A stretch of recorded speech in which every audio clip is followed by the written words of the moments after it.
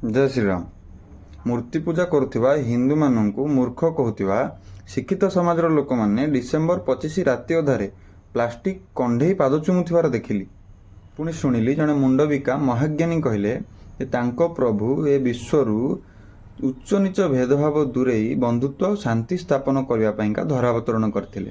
ସେଇ ମୁଣ୍ଡବିକା ମହାଜ୍ଞାନୀ ଆଉ ତାଙ୍କ ଚିକଣିଆ କଥାରେ ଚାଉଳ ବସ୍ତା ନେଇ ଭାସି ଯାଉଥିବା ମୂର୍ଖ ହିନ୍ଦୁମାନେ ଶୁଣି ରଖ ଯେ ତୁମର ଏ ପ୍ରଭୁ ମେଣ୍ଢାଶାଳରେ ଜନ୍ମଗ୍ରହଣ କରିବାର କାହିଁ କେତେ ବର୍ଷ ପୂର୍ବରୁ ସତ୍ୟ ସନାତନ ଧର୍ମର ଭଗବାନ ଶ୍ରୀରାମ ଶ୍ରୀକୃଷ୍ଣଙ୍କ ଭଳି ଅନେକ ଅବତାର ଧାରଣ କରି ଏ ଧରା ପୃଷ୍ଠରେ ଗୋଟେ ମଣିଷ କିଭଳି ଭାବରେ ସମସ୍ତ ପରିସ୍ଥିତିରେ ସମଗ୍ର ସୃଷ୍ଟିକୁ ସମ୍ମାନ ଜଣାଇ ଉଚ୍ଚ ନିଚ ପର ଆପଣା ସମସ୍ତ ପ୍ରକାର ଭେଦଭାବରୁ ଉର୍ଦ୍ଧ୍ୱରେ ରହି ସମ୍ପୂର୍ଣ୍ଣ ବିଶ୍ୱକୁ ଆପଣାର କରି ବଞ୍ଚିବ ତାହା ଶିଖାଇ ଯାଇଛନ୍ତି।